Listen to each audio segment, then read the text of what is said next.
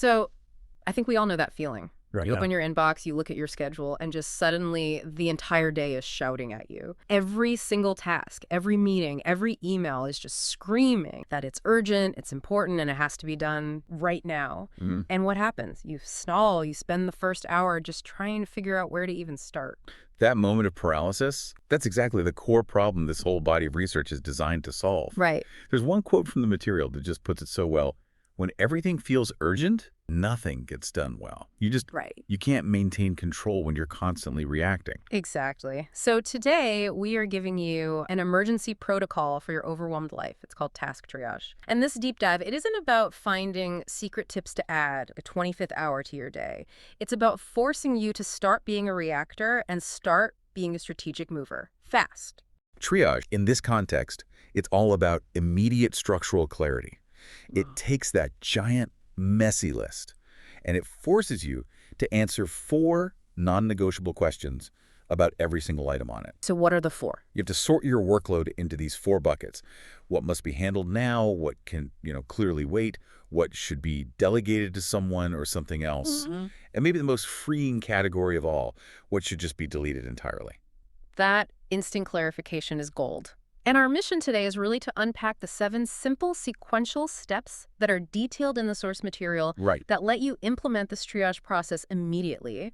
It's a shortcut to making sure you're doing the right things in the right order, not just the loudest things. To begin this process, you first have to get just everything out of your head. We're starting with step 1, the mandatory brain dump. 5 minutes. That's it. Set the timer. You write down everything, every task, every follow-up, every tiny little worry, every admin piece, every project that's just kind of idling in your mental background. And you can't filter it. Do not filter. Do not judge. The advice here is crucial, it says. Keep it ugly and fast. You are not organizing yet, you're just cataloging. And the core principle behind this is so simple but so powerful.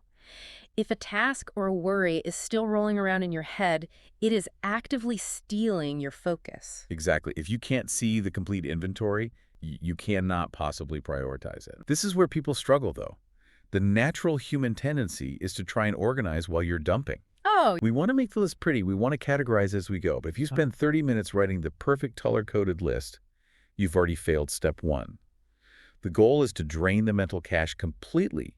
Then we impose order. that makes so much sense. So once that inventory is complete, we move immediately to step 2, the 4 tags for forced clarity. Right. This is where you put that mandatory label 1 of 4 on every single item you just wrote down. And these 4 tags, they're the foundational structure. The first is now.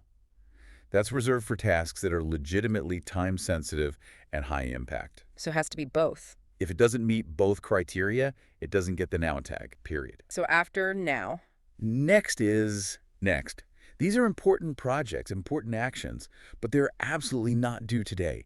They need attention, but they aren't part of today's emergency. And then below that, you have later, which is what? The bucket for things that are just good ideas, low urgency. Exactly. Future planning stuff. And then the category that requires the most courage, never. I like that word. This is where you put tasks that aren't your job, don't align with your high-level goals, or are simply not worth the effort or the mental drag. Recognizing something as a never it's one of the biggest strategic moves you can make. But what if I'm stuck? I look at something and I truly can't decide if it's a now or next. The research gives you one beautiful, clarifying question. You just have to be brutally honest with yourself. What breaks if this doesn't happen today? Ooh, that's good. If the answer is nothing breaks, or maybe someone will just be slightly annoyed, then it is, by definition, not a now. That clarifying question prevents that emotional urgency from hijacking your real priorities. So we have the complete list and we've applied the initial labels. But even with those tags, our emotions can still scream that a next item should really be a now. How do we introduce true objectivity into this? That's where we move into step 3, which is truly the secret weapon of this entire system, the cost of delay score. This is how you stop your emotional panic from declaring everything a fire, and instead you look at the genuine consequences. So you assign a quick score, from 0 to 3 to every single task on your list, regardless of what you tagged it initially? Yeah. Yes. You are scoring the potential consequences if that task were to wait. So let's break that down. The specificity matters. A score of 0 means absolutely nothing happens if it waits. Score of 1 means there will be a mild inconvenience. Maybe you get a slightly awkward email or you miss a chance for a minor benefit. That makes sense. And then it gets more serious. Right. Here's where the power shifts. Yeah. A score of 2 means there are real consequences tied to it. This could mean you actually lose money, you miss a key internal or external deadline that matters, or you cause measurable damage to a relationship with a client or a partner. And the 3. A score of 3 is a genuine, undeniable fire. We're talking about legal issues, safety concerns, a major reputation hit, or the loss of significant revenue. So when you look at your whole list, probably very few items should ever actually get a 3. Very few. So let's say I have a task that I initially tagged next because the due date is 3 days away, but I give it a cost of delay score of 3, say it involves a regulatory compliance issue. What happens then? The score overrides the tag. That is the genius of this system. Any task, regardless of its original category, that earns a score of 2 or 3 is immediately pulled forward onto your now list. It forces you to deal with measurable risk, not just perceived pressure. That cuts through so much noise. So now that we've quantified the risk, step 4 is about differentiating the type of work we're doing. Yes. This addresses why so many people feel like they are just perpetually drowning. They treat clearing out a junk folder with the same level of mental commitment as they treat securing a major client. You have to clearly distinguish between the two types of work we call one impact work. This is the work that genuinely moves the needle for your growth, your clients, your revenue, or your long-term strategic outcomes. It creates value. And the other side is maintenance work. This is just the necessary stuff that keeps the lights on. Responding to routine emails, filing receipts, cleaning up the admin. It has to happen, but it is not strategic. It doesn't grow your business or your career. Right.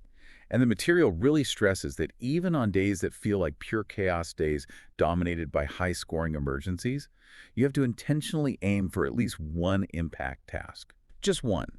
If you don't schedule impact work first, maintenance work, because it's constant and easy to check off a list, will absorb 100% of your time, leaving you busy but stagnant.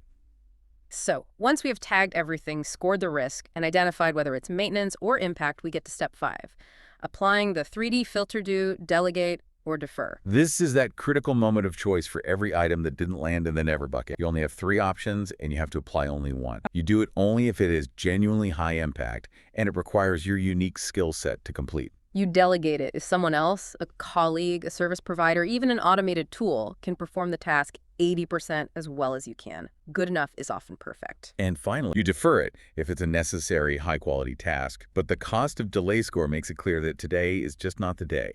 It moves to your next or later bucket. I know a lot of our listeners are entrepreneurs or solo operators, so they might hear delegate and immediately think, well, I don't have employees, so I can just skip this step. That's a crucial nuance. For the solo operator, delegate still applies, but it translates into process optimization. How so? It means you have to find a way to automate the task, maybe through a Zapier connection or a scheduled email. It means you template it so it takes seconds next time instead of starting from scratch. Right. Or you batch it, grouping similar low-impact tasks. Or you pay for it. Or, yes, you pay for it, even if it's a small expenditure on a virtual assistant or a software subscription. You are trading money or resources for your time, which is your most valuable asset. That really redefines delegation entirely. So once that filter is applied across the whole brain dump, we move to step 6, picking the top 3 for the day. This is the moment you stop negotiating with yourself and just draw a hard line. You select just 3 items, and those are your non-negotiables for the day. Everything else on the list is optional. There's bonus work if you get to it. This prevents the list from metastasizing into 20 priorities. And the material suggests a specific composition for this top 3, right? It's not just the 3 highest scores. No. Ideally, you want to include 1 urgent time-sensitive item, if you have a score 2 or 3, 1 high-impact item, the one that drives growth or revenue, and 1 maintenance item. Which keeps the small stuff from piling up. Exactly. It keeps the small stuff from creating a future emergency. And finally, we get to step 7, building the triage board.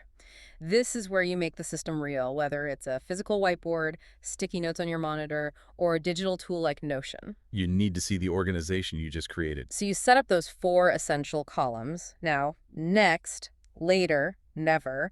But the material recommends a really powerful, spicy bonus column that changes your perspective entirely. The waiting on column. Tell me about that. That waiting on column is often the key to unlocking hidden capacity. The analysis shows that for many of us, nearly half of our pending tasks aren't actually waiting on us. They're external dependencies. Things we've asked other people for. Things you delegated or requested from others. Tracking those external delays makes you recognize that your schedule is being drained by external factors, not just your personal efficiency. So we have the complete system, the 7 steps, but structure only takes you so far. There are 3 common traps that snag people, even when they're using the perfect triage board. This is all about the necessary mindset shift. Trap number 1 is one we are all guilty of falling into, and that's the 2-minute multiplier. We feel great knocking out a quick, easy task. Right, that little dopamine hit. Totally. We think, oh, I can answer this Slack message in 2 minutes, or I can clear this one small email in 2 minutes. But those 2-minute tasks multiply like rabbits. You suddenly look up and realize you just spent 45 minutes on low-impact cleanup. Having been pulled into a bunch of quick-fix mental energy drains, the solution, which we touched on, is rigid batching. Schedule a 15-minute slot for only that type of work and refuse to do it outside that window. Trap number 2 is prioritizing loudness. We inherently react to the highest volume signal.